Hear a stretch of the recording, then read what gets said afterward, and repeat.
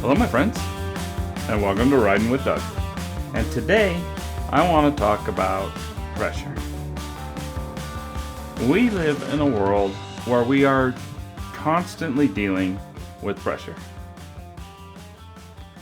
Maybe it's the pressure to succeed, or maybe even it's the pressure to function, or maybe it's just the pressure to make a right decision. And we have pressure every day on a daily basis. But today, I want to talk about my favorite pressure. Because my favorite pressure is tire pressure. Tire pressure is incredibly important. Because let's face it, literally, we have everything riding on it. So tire pressure, why should you care? And that's a great question. So in this video, we're going to talk about it. There are basically two kinds of tire pressure. Because the third kind of tire pressure is the correct tire pressure, and that we're not really going to talk about. But today I want to talk about underinflation and overinflation.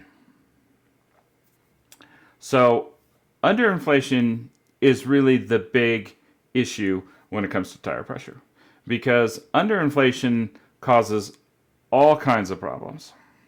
If we're talking about the safety of underpressure, we're talking about low tire pressure causing accidents, increasing the braking distance to stop, and affecting your ability to control and steer the motorcycle.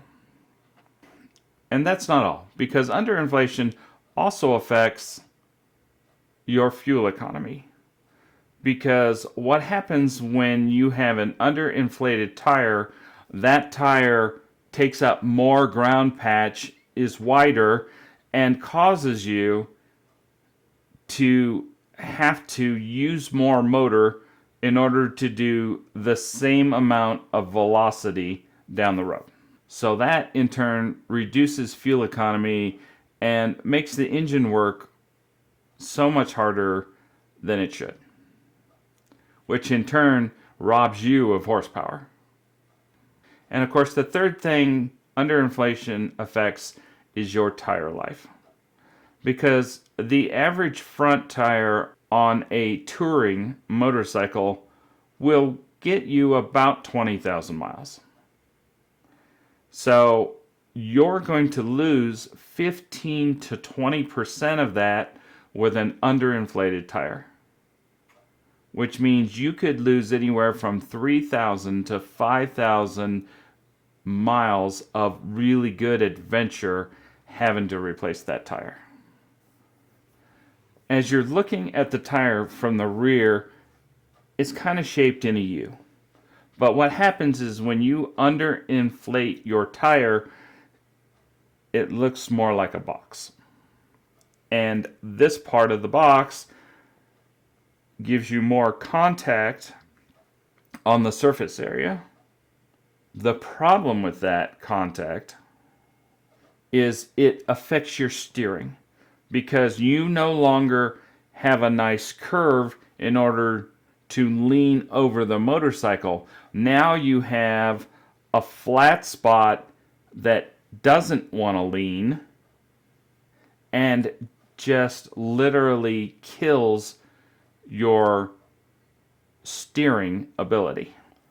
Plus, the worst part about that is this causes a lot of heat and friction on that bottom of the tire. So it will have a tendency to blow out or explode from the heat. And the last thing you need to do riding down the road at 70, 80, or 90 miles an hour is to lose control of that motorcycle. Okay, so let's talk about one more thing, because underinflation is important, but I don't want to leave out overinflation, because overinflation is just as important. I don't feel like you lose as much control of the motorcycle, but you do lose a lot of traction, because when you overinflate that tire, that makes it more round and you have less of that tire contacting the road. And then, of course, when you do that, then you have more issues with the motorcycle sliding out or not being able to stay on the road in a lean angle, in a straight line. You don't want to have those issues. And then, of course, the other thing, which is less of a safety issue, the motorcycle rides like a brick. Because if you're riding with your tires overinflated, as you ride down the road, that sidewall absorbs some of the shock from the road. When you hit potholes, when you go over bumps, when you hit a rock, that sidewall will compress a little bit and take some of that abuse from the road and give you a smoother ride. When you have an overinflated tire, that tire is hard as a rock and you feel every bump or pothole or surface imperfection, and it goes right up your spine. So although underinflation is worse than overinflation, I would highly recommend that you just stick in the middle where the tire is good and you're not having any of these issues. Okay, so now that we've talked a little bit about why it's bad, let's talk about how to correct it. So you need to do a couple of things. I would recommend that you check your tire pressure at least once every week or every 2 weeks. Because your motorcycle without a tube will lose a little bit of air on its own. I highly recommend that you check them on every road trip you take. I spend at least 5 or 10 minutes going over the motorcycle the night before just to verify that I have everything in good shape. I walk around the motorcycle and I check the belt, I check the tires, I check the air pressure, and I just go over the motorcycle, and I don't spend a ton of time, but I try to make sure that I'm ready for the road so that I don't have issues down the road. All right, so once you've checked it, the other thing you need to do is to make sure that you have a good tire pressure gauge. And my favorite tire pressure gauge is the Harley-Davidson tire pressure gauge because two things. One is it's calibrated and should be correct. And then two, it also has a depth gauge to check the depth of the tread on the tires. And so I check both of those before I leave every time on a long trip. And then I would recommend to you that you're consistent when you check your tire pressure. So I'm going to recommend to you that you always check your tire pressure when the motorcycle is cold before you've moved it or started it.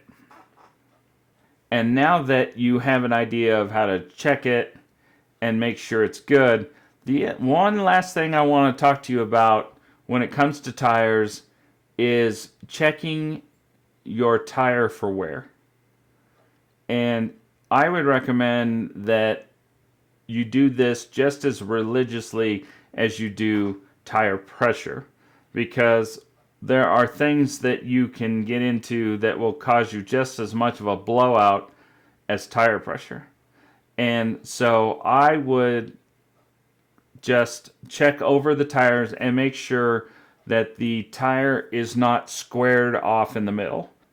If it has extra wear in the center where you have no tread, I would highly recommend that you replace that tire. You don't want a tire to have nice edges and nothing in the center. That's just asking for a blowout. And the other thing you should check, and this is more prominent to the front tire than the rear tire, but you want to look for cupping. And as you're looking at the tire, its changes in tread height is what we call cupping or scalloping. And both of those are bad. They indicate that your tire is not smooth and round, and it will affect your ride. You will get a lot more road vibration, and you will run into issues if you let that go long enough. So at the point that you have bald spots in the middle or squaring of the center, or you have cupping along the edges, I would take the time and spend the effort to replace those tires. And of course, all of those issues will affect your stability, your handling, and of course, the amount of traction you have on the road. And then, of course, the last thing you want to check for is punctures, scrapes, or any kind of bulge in the tire. All three of those are a definite replace the tire and don't mess with it. Change it out as soon as you can. Because all three of those could very well cause you to have a blowout and a serious accident, and that's the last thing you want to do on a road trip. All right, thanks for watching. If you get questions, feel free to throw in some comments down below. I'm always happy to answer them for you. If this video gives you a great idea and you want to see something else on this channel, feel free to reach out to me and let me know. I'm happy to make a video for you. And as always, thanks for watching. We'll see you